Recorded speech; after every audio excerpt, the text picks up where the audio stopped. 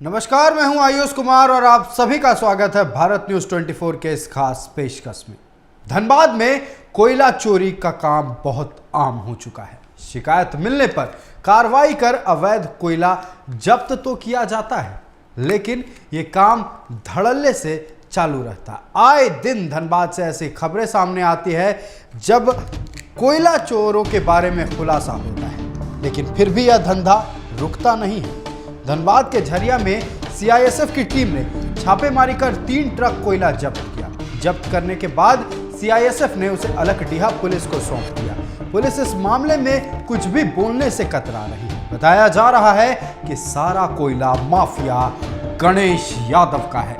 गणेश यादव कई महीने से कोयले के अवैध कारोबार को संचालित कर रहे हैं। सूत्रों के मुताबिक पारबाद में बीते कई महीनों से गणेश यादव और उनका बेटा बिट्टू यादव अवैध कोयले का कारोबार संचालित कर रहा था।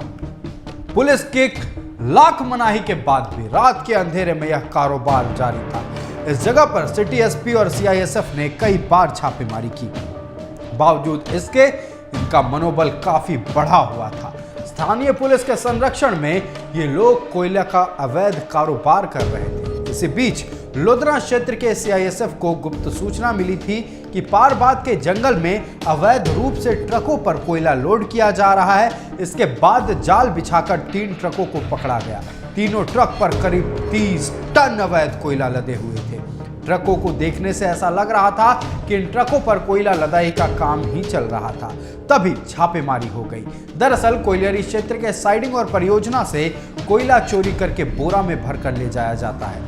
तस्कर इसे खरीदकर जंगल में जमा कर लेते हैं। इसके बाद तस्कर ट्रक के माध्यम से इसे बाहर भेजने का काम करते हैं। इस धंधे में 3 तरह का गिरोह काम करता है। एक कोयला खरीदता है तो दूसरा इसे जंगल में जमा कर निगरानी करता है, जबकि तीसरा इसे ट्रक के माध्यम से बाहर भेजने का काम करता है। झरिया के पारबाद का इलाका ऐसा है जहां से बलियापुर, कुसमाटांड, पाथरडी और सिंदरी जैसे जगहों पर आसानी से ले जाया जा सकता है और तस्कर इसी का फायदा उठाते हैं।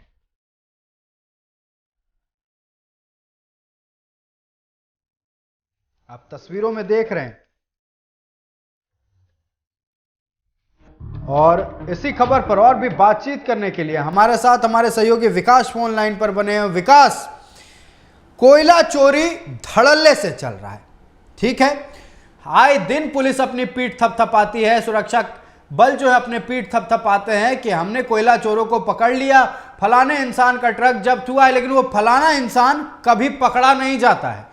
अभी मामला गणेश यादव को लेकर सामने आ रहा है। गणेश यादव जो एक व्यापारी हैं या यूं कहें कोयला तस्कर है, जो पिछले कई महीनों से अपने बेटे बिट्टू यादव के साथ मिलकर पुलिस के आंखों में धूल तो नहीं लेकिन कोयले का डस्ट जरूर झोंक रहे हैं।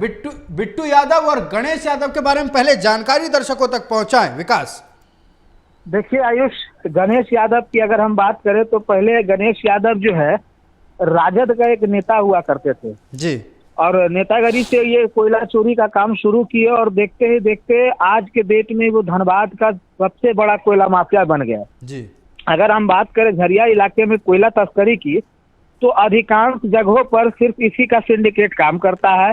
पारबाद इलाका हो या फिर आपका आसपास का झरिया का इलाका हो, सिंदरी हो, डिगवाडी हो, या फिर हम बात करें सुरंगा की बात करें या फिर पहाड़ी घोड़ा की बात करें, ये तमाम जो जगह पर इनका जो है इनका ही सिंडिकेट काम करता है। और ये सिंडिकेट देखिए कितनी बारीकी से काम करती है कि पहले माइंस से कोयला को कोड़ा जाता है, इलीगल माइनिंग किया जाता है, वहां से कोड़ करके जो है एक सिंडिकेट लाके एक जगह खास जगह को चिन्हित किया जाता है जहां पे कोयला को जमा किया जाता है।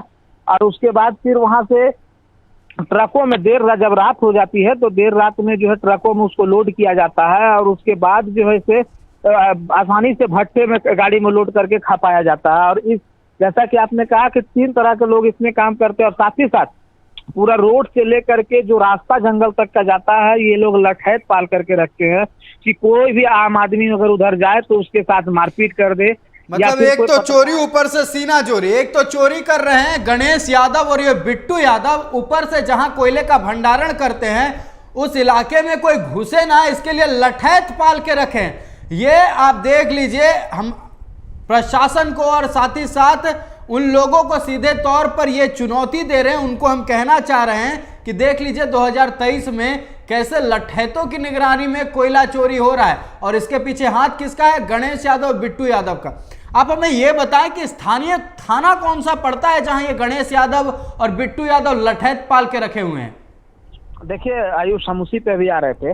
देखिए जिस जगह है जो पारबाद जहाँ पे छापेमारी हुई है, इर्द गिर्द जो है ना वहाँ पे पूरा जंगल का इलाका है और ये जो पूरा इलाका पड़ता है अलगडीहा ओपी क्षेत्र में। इस थाना क्षेत्र में हम आपको बता दें कि बहुत कुछ दिन पहले ही जो है कि जब यहाँ पे एसएसपी जो राम कुमार थे, वो जा करके 2 बार और ऐसा छापेमारी की थी कि एक बार में 36 और 18 ट्रकें इनकी जब्त हुई थी, लोड गाड़ी। मतलब जितने भी ट्रकें जब्त हुए थे गणेश यादव, बिट्टू यादव के थे। जितने ट्रकें जब्त हुए थे वो सारे गणेश यादव और बिट्टू यादव के ही थे। और उसके बाद सीआईएसएफ भी वहां छापेमारी की थी। इनकी मनोबल इतनी बढ़ गई है और इनका मनोबल बढ़ने का कारण सिर्फ एक है कि स्थानीय थाना का इनको संरक्षण मिलता है, स्थानीय थाना की मिलीभगत रहती है और इसके एवज में कमीशन तय रहता है पर ट्रकों के हिसाब से पुलिस की, कि पर ट्रक 6,000 रुपया ट्रक की पुलिस थाने का जो प्रभारी है उनके हाथ में जाता है।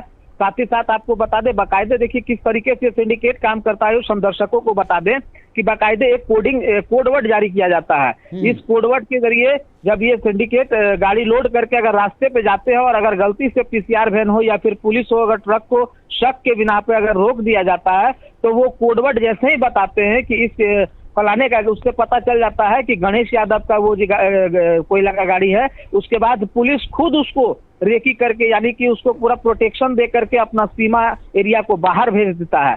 तो आप समझ सकते हैं कि कितनी बखूबी से स्थानीय पुलिस उनकी मदद करती है और जिस तरीके से मदद उनको मिल रहा है, और यही कारण है कि उनका हौसला बुलंद हो रहा है। लेकिन सबसे बड़ा बात बता देते हैं आयुष की, गणेश यादव और बिट्टू यादव ये दोनों बाप बेटे हैं और मतलब ये बाप बेटे मिलकर पूरे धनबाद को खोखला करने में लगे हुए हैं। हम बॉलीवुड की फिल्मों में देखा करते थे कि कोडवर्ड से तस्करी का काम होता था।